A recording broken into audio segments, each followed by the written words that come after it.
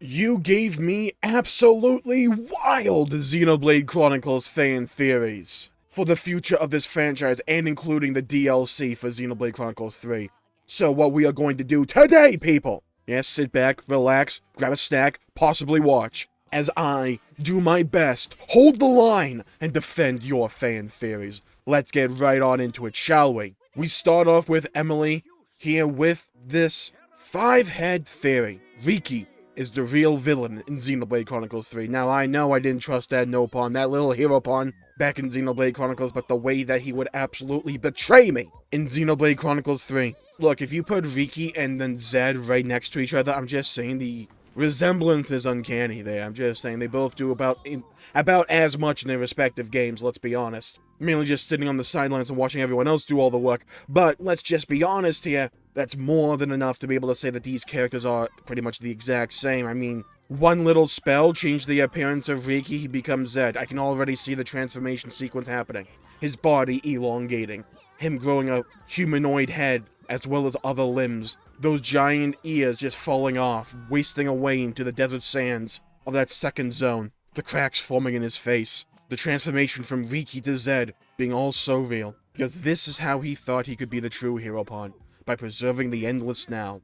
And preserving all of his friends that he made along the way, as well as all the other friends in the other world, before their inevitable demise, to preserve it in a moment of time. That was Riku all along. Now if you want some evidence for this, look back to Xenoblade Chronicles 1. What was Riku's solution to Melia being tired? Slow it all down and to take a rest. Stop there in that present moment on that beach and sleep and rest your weary bones. He's already tried this before! Accused! Is what I say for Riku. But now we shall move on. Let's do a quick little fun one. We have Elite Teach here saying, the reason why common blades exist are because the Malthus drains out their powers and personality. Now, if you want an actual canon reason, I'm pretty sure, or I may just be misremembering, that what happens is that the blades start out like common blades, but over time and generations, they gain more data and change themselves to better suit the way they see humanity, so I think that may be it. But, however, my headcanon, the way it should be, by the way,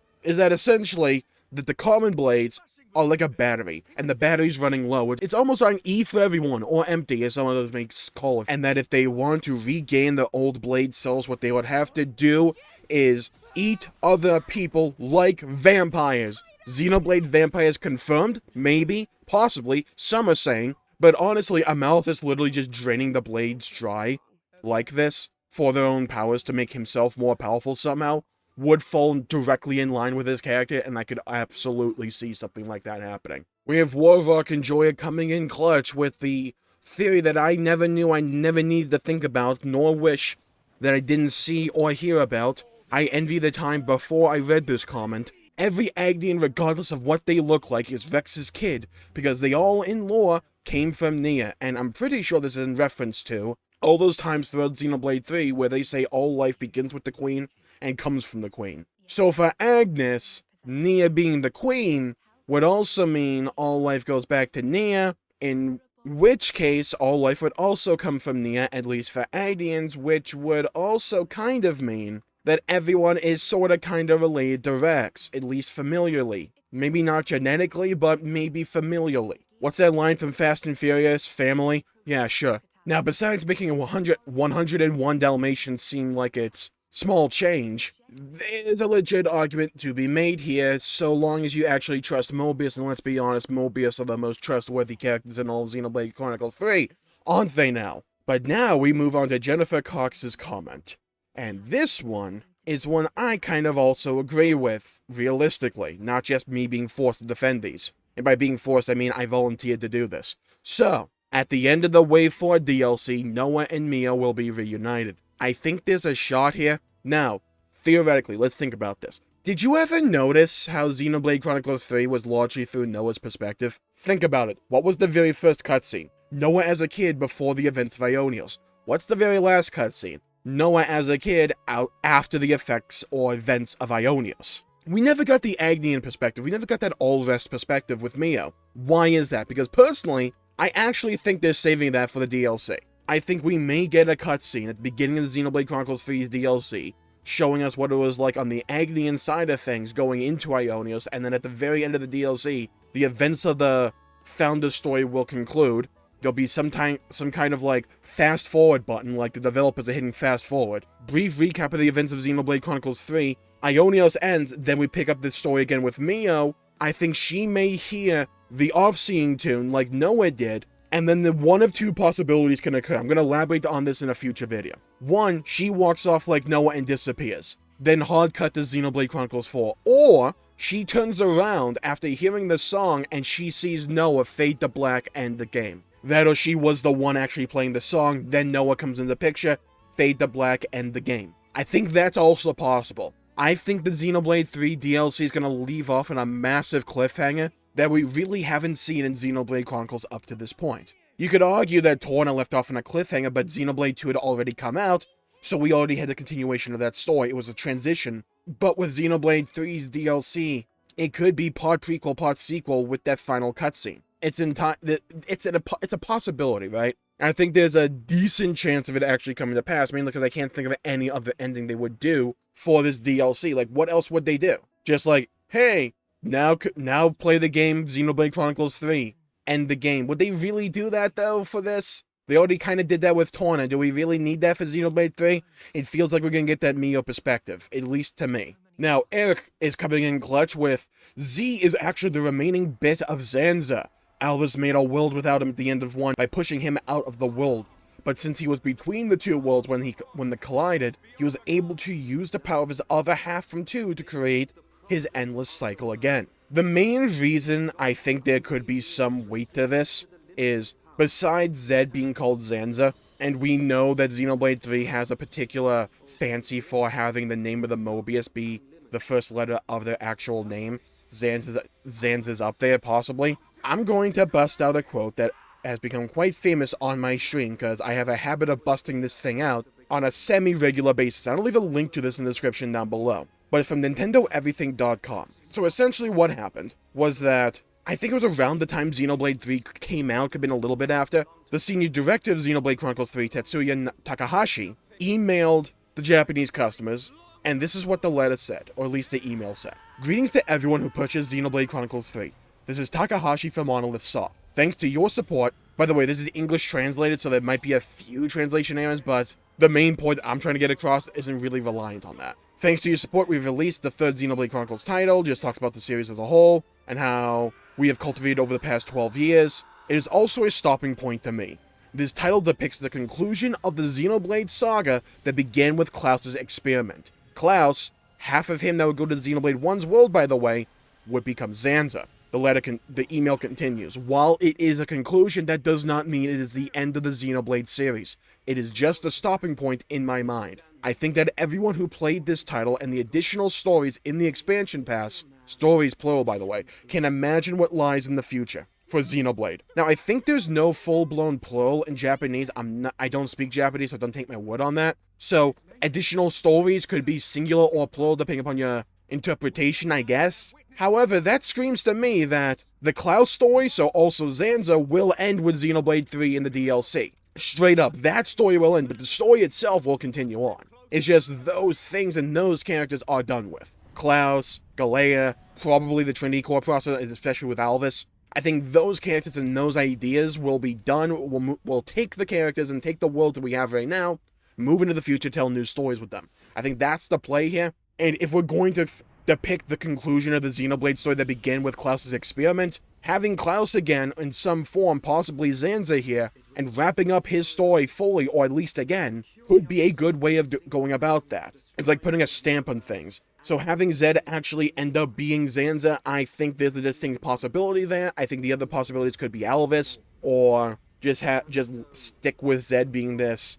concept made manifest, or possibly taking over the bodies of maybe Zanza or Alvis. There's ways you can bring Zanza back if you need to with the lore, especially with the Aegis core crystals, with all the data they have inside them. There's ways they can go about doing this. So, I think there's a distinct possibility there. Now we move to our penultimate theory, from Curry. My theory is Xenoblade Chronicles 3 spoilers. Em and Chris had been working together since the 1,000 year ago flashback in Noah's side story. Chris created the homecoming tradition with Em's approval.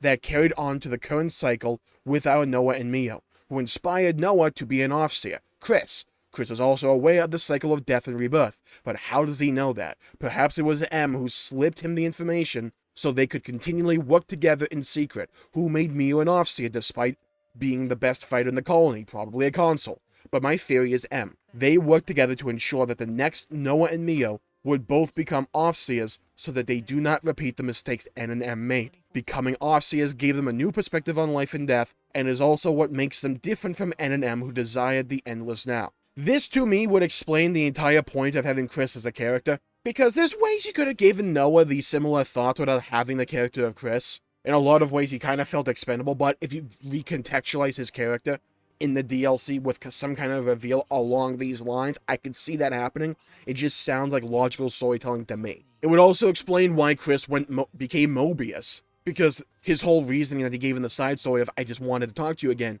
would become a bit recontextualized if he became Mobius because he's trying to enact this grand strategy of having Noah and Mio be Overseers. Now he wants to see, hey, okay, the plan's coming to fruition. Will it work though? Or do we need to do a redo for this? So I think there's a distinct possibility that there could be something deeper for Chris as a character, and M slowly strategizing against N in the background to try and bring about these events seems like some kind of plotline that they could do for the Xenoblade 3 DLC. That would also be worthy of actually telling that story, because it would recontextualize certain characters in certain scenes, which is something that Xenoblade Chronicles and Monolith as a whole loves to freaking do. They love recontextualization. They eat it up. They love it. Every game has some major piece of recontextualization associated with it. 2 had all of Torna recontextualizing it. Xenoblade 1 and the Definitive Edition had all of Xenoblade 2 recontextualizing those events, because now we know, hey, Alvis is probably Ontos. That's a big freaking reveal that recontextualizes certain scenes. Also, the character of Zanza gets recontextualized if we know he's only half of Klaus, and that Klaus was kind of like watching on the entire time, so he knows what can happen with that. Or if he took more direct control. What's going to be the recontextualization for Xenoblade 3? This could be it. It would give Chris more of a purpose and make that story more compelling and give more weight to the actual side story outside of just, yeah, Noah kind of confirmed his conviction from chapter 5 and 6, cool. It could kind of actually, give that story more weight in the grander scheme of things, so when we play Xenoblade 3 again for like a New Game Plus, after having played the DLC, it kind of makes sense, at least to me. And now we go over to my Discord, link in the description down below, where we get Avi's comment. Bumping my take of Xenoblade Chronicles X is actually Xenoblade 10, and the last installment in the series, meaning that the planet that got blown up in the beginning of X is whatever world was created over the course of Xenoblade Chronicles 4 to 9 XD. You do not know, Internet, how much I want this theory to be true. Do you have any idea the consequences this could have? Think about it. Think about how literally 5-head this would be. This would probably be one of the greatest pieces of foreshadowing in video game history. Whenever we get to Xenoblade Chronicles 9, by the time I'm in a nursing home or something, in the year 2024 million. It will be freaking forever. But imagine this was actually the case, because that would mean if Xenoblade Chronicles 4 is about rejoining the worlds and making one singular whole world again, that would mean we end up creating Earth, because that is the world from Xenoblade Chronicles X that was destroyed. They name drop Earth multiple times. The main city is called New Los Angeles. How wild of an idea would that be? And believe me, there's no shot they had this all planned out when the time they made Xenoblade Chronicles X. But I'm just saying, I don't mind if they got to retcon a few things. This would be a really cool idea. I'm just saying. And then just over the course of time between Xenoblade Chronicles 4 to 9, they just show us a little piece from Xenoblade X in some form or fashion, a little bit, like they name drop the White Whale maybe in like Xenoblade Chronicles 7. Like, I want to build a ship and we'll call it the White Whale. Like, oh my god. It would also explain why the life hold is in the shape of the freaking Aegis core crystal, or the conduit. That would explain that. Maybe in like Xenoblade 6 or something would explain how Nopon got the mirror. Maybe just like one spaceship went astray and just like sent a pod full of Nopon to Mira. Maybe, that's possible. I've also seen theories that Mira is actually another Ionis. I think Luxon made a video about that. I still need to watch that. But yeah, there's so much potential for them bringing X into the canon some way or somehow. There's so much potential for that. And look, whatever we need to do to get Uncontrollable to be back in the main series, again, I'm fine with that. That song is awesome. That song is triple S tier. And honestly, if we go off Roman numerals, Xenoblade 10, X is 10 in Roman numerals, so it would kind of work. Yeah, the name may be different in Japanese, but in English, though, it's an X, which could be X marks the spot, which also could mean Xenoblade Chronicles 10, yeah? I'm just saying, yeah? Think about it, yeah? Think about it. So I'm going to call the video there for the day. Thank you all for tuning in. My pleasure making the video. If you enjoyed it, please leave a like and subscribe. It really helps the channel out and helps support future content. And I greatly appreciate it. Stay safe, everybody. Have a great day. Hope to see you all again next time. Leave a comment down below with your wildest theories for the DLC for Xenoblade Chronicles 3. No leaks, by the way, of any kind. But yeah, leave your comment down below with your wildest fan theories for what the events of Xenoblade Chronicles 3's DLC may hold in store for us, or what Xenoblade 4 and beyond may have for us. And let me know if you agree with any of the theories posed here today. Let me know. I'd love to hear your thoughts and hear your opinions. Stay safe. Hope to see you all again next time. Make sure to leave a like and subscribe. It really helps the channel out and helps support future content. And hit the bell icon to be notified when I upload in the future. Stay safe, everybody. Have a great day. Go play some video games if you can. And as always, I'll see you all next time. Bye-bye, everybody.